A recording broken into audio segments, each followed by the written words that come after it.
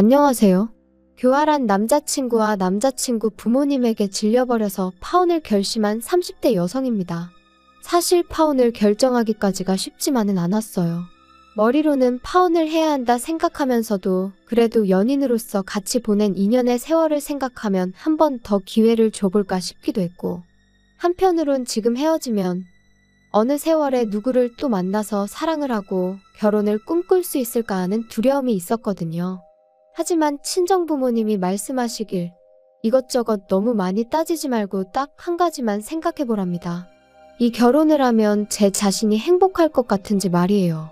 그리고 그 질문만 놓고 머릿속을 정리하니 대답은 아니다였습니다. 거짓말이라는 게 한 번으로 끝나기가 어려운 일이니까요. 게다가 지금이야 헤어지자 한마디로 끝날 사이지만 일단 혼인신고라도 하게 되면 그때부턴 법적인 문제부터 시작해서 정말 골치가 아프겠더라고요. 그리고 무엇보다도 어쨌든 헤어질 수도 있다는 전제를 두고 생각하는 제 자신을 발견하니 우리 사이에 남은 희망이 없다 싶었죠. 그래서 남자친구에게 파혼을 통보했어요. 그럼 도대체 어디서 그런 인간하고 만났나 싶으실 텐데 남자친구하고는 술자리에서 알게 된 사이예요. 하지만 분명히 말해두고 싶은 건 일단 저는 술자리를 좋아하는 사람도 아니고 쉽게 사람을 만나지도 않습니다. 다만 그날은 동네 친구들이 모여 술을 마시다가 한껏 분위기가 고조되자 다른 애들도 부르자 어쩌자 그렇게 되었고 그때 저한테도 나오라고 연락이 온 거죠.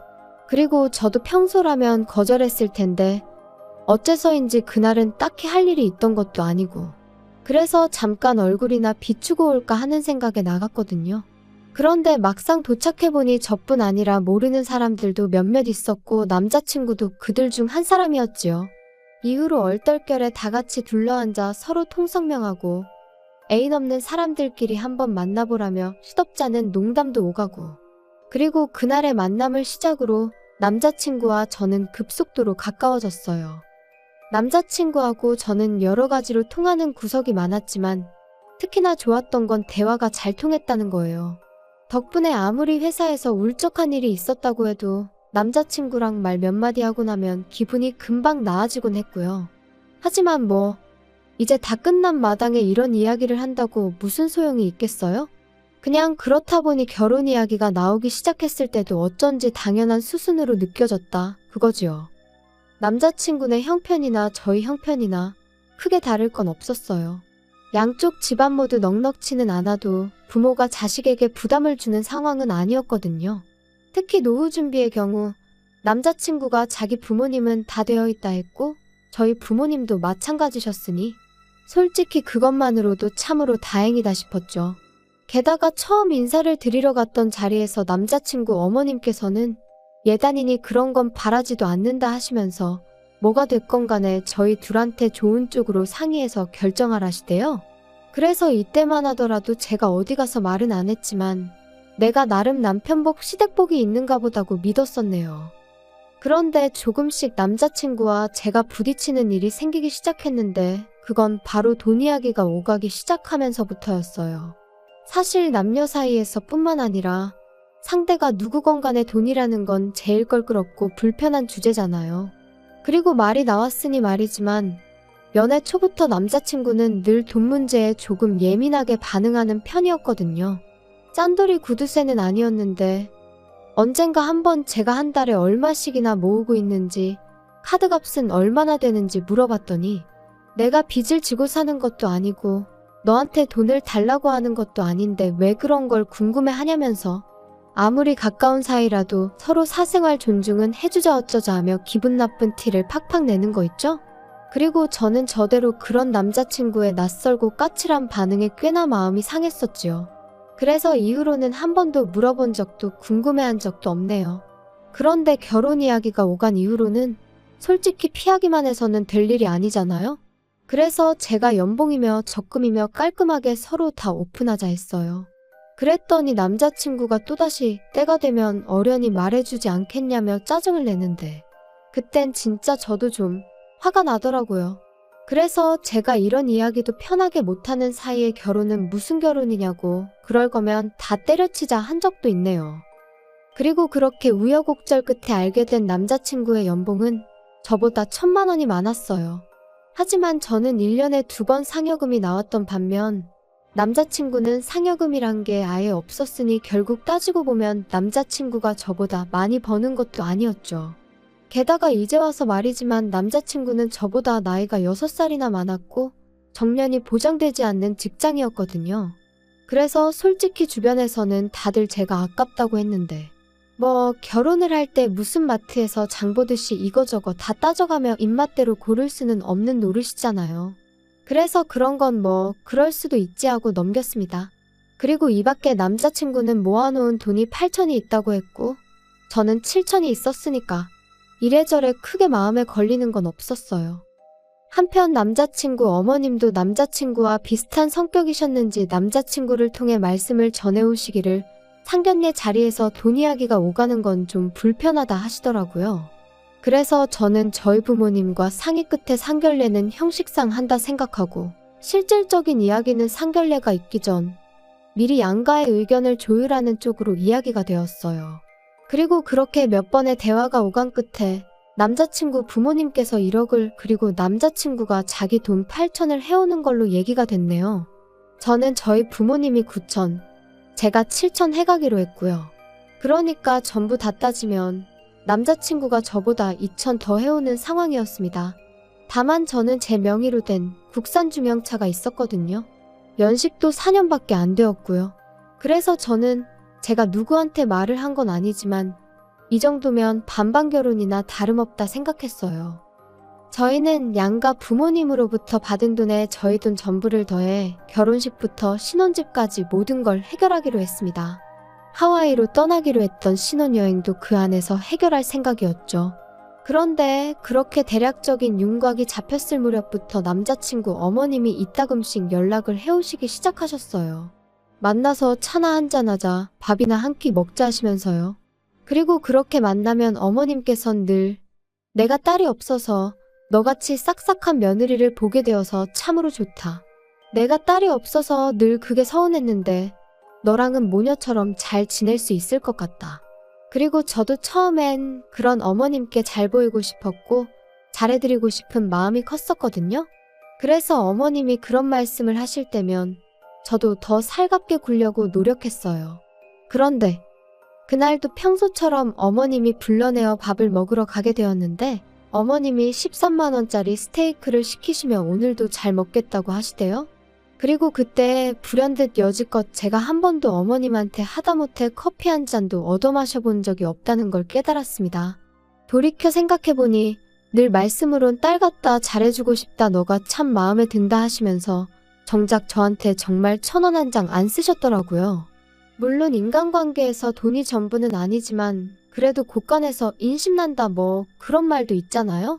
그렇게 제가 좋으셨으면 솔직히 하다못해 커피 한 잔은 사주셨지 않았을까 하는 생각이 머릿속을 스치니 그때부턴 어머님의 호출이 그렇게 반갑지 않았습니다. 아니, 오히려 부담스럽게만 느껴졌지요. 그리고 제가 그렇게 거리를 두니 어머님은 어머님대로 서운하셨던 모양이에요. 남자친구한테 당신은 저에게 잘해주고 싶고 친해지고 싶은데 제가 예전 같지 않다며 좀 화를 내시더랍니다. 그리고는 남자친구가 저더러 하는 말이 야, 우리 엄마한테 잘 좀 해드려. 엄마한테 잘 보여서 너가 손해볼 게 뭐가 있냐? 나중에 애 낳고 그러면 우리 엄마가 봐주실 거고 살림도 많이 도와주실 텐데 미리 점수 좀 따놓는다 생각하면 좋잖아. 갑자기 그게 무슨 말이야? 애 낳으면 우리 엄마한테 부탁드리기로 다 얘기된 거 아니야? 그리고 나 어머님한테 살림 부탁드릴 생각은 없는데. 사람 일이라는 게 마음먹은 대로만 되는 것도 아니고. 아무튼 난 네가 우리 엄마랑 잘 지냈으면 좋겠어. 그리고 그런 남자친구의 속내를 알아차리기까지는 오랜 시간이 걸리지 않았습니다. 지난달 기다리면 집값이 좀 떨어지려나 하고 눈독만 들이고 있던 신축 아파트가 오히려 인기가 좋아서 가격이 오를 것 같다는 얘기가 들려오기 시작했거든요. 그래서 마음이 급해진 제가 결국 일단 100만 원이란 계약금을 걸었어요. 입주는 식을 올리고 난 뒤에 하기로 했고요. 참고로 당시 남자친구가 오피스텔에 2년 월세로 살고 있었는데 일찍 나간다고 그 월세를 안 내도 되는 것도 아니었던 데다가 오히려 남자친구한테는 계약한 새 아파트보다 원래 살고 있던 오피스텔이 직장에서 더 가까웠으니 이래저래 굳이 일찍 방을 뺄 이유가 없었습니다. 그리고 저도 결혼식을 올리고 그 후에 남자친구랑 신혼살림을 꾸리고 싶었지. 먼저 같이 살다가 식을 올리고 싶지는 않았네요. 아무튼 이렇게 이야기가 되고 얼마 지나지 않았을 무렵 또다시 어머님한테 연락이 왔어요. 할 이야기가 있으시다면서 퇴근하는 대로 집으로 오라고요. 남자친구에게 전화를 했지만 연결은 되지 않았습니다. 2번, 3번을 걸어도 마찬가지였죠. 오라고 하시니 가긴 해야 할 것 같은데 남자친구가 전화를 안 받으니 왜 부르시는지 전혀 감도 안 오고 답답하대요. 하지만 뭐 그래 별일이야 있겠냐 싶어서 어머님 말씀대로 퇴근하자마자 어머님 댁으로 향했습니다. 그리고 이때만 하더라도 저랑 남자친구가 연락이 닿질 않았을 뿐이지 어머님이 당연히 남자친구도 부르셨을 줄 알았거든요. 그런데 도착한 본가에는 남자친구는 없고 어머님만 계셨어요. 그리고 뭔가 쎄한 느낌이 들더니 아니나 다를까 어머님이 생각지도 못한 말씀을 꺼내셨습니다. 여기 이 집이 이달 말에 계약이 끝나. 그래서 이사를 해야 되는데 앞만 찾아봐도 마음에 드는 집이 없다. 어쩌면 좋으니. 저도 부동산 다녀보니까 아파트 전세는 많이 없는 것 같더라고요. 그런데 이 동네도 그런 줄은 몰랐어요. 그래서 이참에 아예 이 동네를 벗어나려고 하는데 문제는 니들 신혼집 구하라고 돈을 해줬더니 우리가 예산이 줄어서 이사 갈 집 알아보는 게 쉽지가 않구나. 내가 그래서 생각을 해봤는데 어쨌든 간에 이 집은 빼줘야 되니까 이 집 계약 끝나는 대로 그 너희가 계약했다는 집 있지? 그 집에서 좀 있어야겠어. 어차피 너희 뭐 식 올리고 살림 차릴 거라며. 그래서 일단은 그때까지 있으려고 하니까 그런 줄 알아. 괜찮지? 네, 어머님, 그건 좀 곤란할 것 같은데요? 아무리 그래도 신혼집인데 저희보다 먼저 들어가서 사시는 건 제가 좀... 아니, 우리가 뭐 평생 살겠다는 것도 아니고 일단 지내면서 계속 마땅한 집이 있나 알아보려고 그런다니까? 너 뭐 기분 나쁘다 이거니? 기분이 나빠도 어쩌겠니? 우리가 사준 집인데 우리가 그 정도도 못하니? 사주신 집은 아니죠. 저희 친정부모님 돈도 제 돈도 절반은 들어갔는데요? 야, 너 말을 참 웃기게 한다. 그럼 내가 내 돈이랑 내 아들 돈 빼겠다고 하면 어쩔 건데? 어머님, 그거야 저희도 똑같죠. 제가 제 돈이랑 친정부모님 돈 빼가면 어머님이 그거 메꾸실 수 있으세요? 그리고 결국 저는 어머님과 의견의 골을 좁히지 못한 채로 자리에서 일어났습니다. 어머님은 현관을 나서는 제 뒤통수에다 대고 너 그러는 거 아니라며 소리를 지르셨지만 저는 그런 어머님께 아무런 대꾸도 하지 않았죠. 그리고 심란한 마음으로 집으로 돌아왔는데 현관 앞에서 남자친구가 저를 기다리고 있더라고요. 아까 왜 전화 안 받았어? 나 오늘 어머님 호출받고 지금 갔다 오는 길인데 혹시 어머님이 나 부르실 거 알고 있었어? 뭐 알고 있기는 했지. 근데 그게 오늘인지는 몰랐어. 알고 있었다고? 그럼 어머님이 무슨 이야기를 하실지도 알고 있었어? 빨리 솔직히 말해. 알고는 있었지. 근데 난 솔직히 네가 싫다고 할 줄 몰랐어. 우리 부모님이 먼저 들어가서 사시는 게 그렇게 싫을 일이야? 그럼 내 입장에서 좋겠어? 그리고 난 말이 나왔으니 말이지만 어머님이 오빠 없이 나만 불러서 그런 말씀을 하신 것도 황당하고 오빠가 알면서 말을 안 하고 가만히 있었다는 게 정말 기분 나빠. 뭘 또 그렇게 기분이 나빠. 나도 야, 서운하다 서운해. 막말로 우리 부모님이 우리 결혼만 아니었으면 너한테 그렇게 아쉬운 소리 하실 일도 없었거든. 아니, 진짜 황당하네? 내가 먼저 결혼하자고 했어? 아니면 내가 먼저 그만큼 보태달라고 했어? 둘 다 아니잖아. 그리고 왜 어머님 아버님은 당신들 이사 비용까지 헐어가며 결혼 자금을 보태주셔서는 이제 와서 이렇게 불편한 이야기를 꺼내신대? 그리고 그래놓고 집을 사주셨다 그러니까 들어가서 살 수도 있는 거라고 말씀하시면 그건 말이 안 되는 거 아니야? 아니, 우리 부모님 입장에선 그렇게 말씀하실 수도 있지. 어쨌든 내가 너보다 더 해가는 건 사실이잖아. 와, 지금 2천만 원 더 해오는 걸로 생색내는 거야? 까짓 거 뭐, 내가 그럼 2천 더 해가면 어떡할래? 너는 진짜 내가 지금 그런 거 따지자는 게 아니잖아.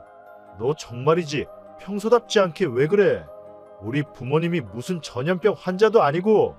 그럼 우리 부모님 지금 집도 못 구하셨는데 뭐 어떡하시라고 할까? 전세 계약 끝나면 길에서 주무시라고 할까? 그럼 만족스럽겠어? 진짜 우리 부모님 며느리 복도 더럽게 없으시네. 그럼 100번 양보해서 먼저 들어와서 살게 해드리면 언제 나가시는 건데? 그건 확실히 얘기해 줄 수 있고? 그거야 집 구해지기 나름이지. 내가 무슨 점쟁이도 아니고 그걸 어떻게 알겠냐? 그러니까 결국 그것도 모르면서 일단 들어와서 사시겠다 이거야? 왜 아예 합가를 하자고 그러지? 야, 솔직히 합가도 해야 되면 할 수도 있는 거지. 못할 건 또 뭐 있어? 어쨌든 계약한 집에 우리 부모님 지분이 절반은 있는 건데 너는 뭐 우리 부모님이 주시는 돈을 설마 맨입으로 받으려고 그랬냐? 내가 받았다고? 진짜 어이가 없네. 그거 뭐 나 용돈하라고 주신 돈이야? 그리고 남들이 들으면 우리 부모님은 뭐 아무것도 안 해주신 줄 알겠다. 자꾸 깜빡깜빡하나 본데 우리 집에서도 돈 해주셨거든? 넌 왜 이렇게 여자가 돼서는 한마디도 지지를 않냐? 진짜 사람 지치게 하는데 뭐 있네. 오빠야말로 처음부터 지금까지 말도 안 되는 억지만 쓰고 있거든? 진짜 원래 이런 사람이었어? 그리고 결국 남자친구와 1시간 가까운 말다툼 끝에 저는 더는 할 말 없다 하고 집 안으로 들어와 버렸어요. 그런데 생각할수록 분하고 괘씸하고 어이가 없어서 도통 마음이 진정되질 않더라고요. 그리고 그때 다시 남자친구 어머님에게 전화가 걸려왔습니다. 아주 모자가 쌍으로 나를 괴롭히는구나 그런 생각이 드니까 저도 목소리가 곱게 나가질 않았죠. 또 무슨 일 때문에 그러세요? 지금 12시인 건 아세요? 12시고 뭐고? 너 내 아들한테 뭐라고 했길래 제가 나한테 죄송하다고 울고불고 난리니? 그 속을 제가 어떻게 알겠어요? 저 뭐 특별히 한 소리도 없고요. 지금 별로 할 이야기가 없어요, 어머님. 너 진짜 보자 하니 안 되겠다. 나 너 돈 안 줄 거야? 내 돈 없이 네가 내 아들하고 결혼해서 얼마나 잘 사는지 한번 두고 보자. 아, 돈을 안 해주신다고요? 뭐라고 드릴 말씀이 없네요. 알겠습니다. 너 진짜 이따위로밖에 못하니? 제가 도대체 뭘 어떻게 해드리면 좋으시겠어요? 신혼집에 들어와서 사세요. 하면 어머님 마음이 풀리실까요? 그런데 저 정말 내키지 않아서 그래요. 제 인생에서 처음이자 한 번뿐일 신혼을 꾸릴 보금자리인데 그런 공간에 남이 먼저 들어가서 지내는 거 저 정말 싫어요. 너 내가 남이니? 정말 서운하구나. 나는 내 아들이 하도 부탁을 해서 반지하에 사는 한이 있더라도 그 돈 너네한테 다 줄 생각도 했었는데 어떻게 그런 소리를 할 수가 있니? 잠시만요. 오빠가 뭘 부탁했는데요? 내 아들이 그러더라. 자기가 평생 모시고 살 테니까 결혼 자금 좀 보태달라고. 내가 그래서 없는 형편에 그 큰 돈을 해주겠다고 한 거였어. 하지만 그렇다고 내가 너희한테 평생 얹혀 살 생각도 없었다. 반지하라도 구해서 나갈 생각이었어. 그런데 참 너 실망이다. 어머님 저야말로 지금 심장이 벌렁거리고요. 무슨 이야기인지 하나도 모르겠어요. 그러니까 합가를 먼저 제안한 게 오빠라는 말씀이신 거죠?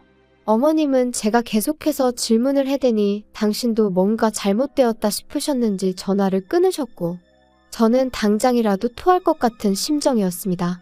전후 사정을 알고 나니까 비로소 어머님이 왜 그렇게 막무가내로 나오셨는지 남자친구가 억지를 부려댄 건지 이해가 되었으니까요. 그리고 동시에 남자친구의 그런 교활함에 소름이 끼쳤습니다.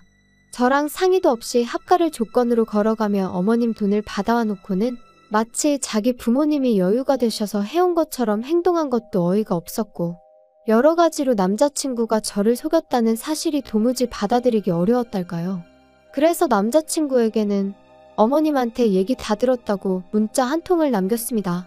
결혼은 신뢰가 기본인데 시작부터 이렇게 눈 가리고 아웅식으로 행동하는 당신을 내가 어떻게 믿겠냐고 이쯤에서 없던 일로 하자고 했죠. 그리고 제가 그렇게 문자를 보내고 나서야 남자친구도 어머님도 뭔가 오해가 있었던 것 같다며 또다시 번갈아 연락을 해왔는데 사람 마음이 어쩜 그렇게 순식간에 식을 수가 있는 건지 속상한 마음보다는 피곤하고 지치는 기분이었어요. 마치 좀 전까지 있던 모든 일이 제가 어디 드라마에서 봤던 건가 싶을 정도로 남의 얘기 같기도 하고 꿈 같기도 한 것이 전혀 현실 감각이 없었달까요? 그래서 그냥 각자 갈 길 가자는 답장을 마지막으로 두 사람 다 차단해버렸습니다. 하지만 일단 지금의 상황을 이야기하자면 그날 이후로 지금까지 벌써 일주일이란 시간이 흘렀는데 남자친구는 여전히 한 번만 더 기회를 달라며 저에게 매달리고 있어요. 뭐가 아쉬워서 저러나 그건 저도 모르겠네요. 나를 정말 사랑해서 저러나 하는 생각도 솔직히 안 한 건 아니지만요. 하지만 이미 남자친구를 믿을 수 없게 된 이상 다시 만남을 이어간들 그게 저한테 무슨 의미가 있을까 싶네요. 저는 남자한테 집착하고 구속하는 그런 여자가 되고 싶은 마음은 눈꼽만큼도 없으니까요. 아무튼 지난 2년의 시간을 생각하면 억울하고 성질도 나고 사람 사는 인생을 정확히 수치화시킬 순 없는 일이지만 그럼에도 불구하고 제 인생을 쓸데없이 낭비한 것 같으니 말이죠. 하지만 한편으론 그래도 인생의 교훈을 얻었다 생각하려고 노력하는 중이에요. 거짓말에도 좋은 거짓말, 나쁜 거짓말이 있다지만 그건 하는 사람이 아닌 듣는 사람이 판단할 문제 아닐까요? 그러니 사람들이 섣불리 자기 합리화를 하며 거짓말을 하는 일은 없었으면 좋겠어요. 저도 남에게 절대 그러지 않을 거고요. 후련한 사이다는 아니지만 그래도 제 나름대로 할 말은 다 하고 헤어져서 솔직히 후련한 부분도 있기는 합니다.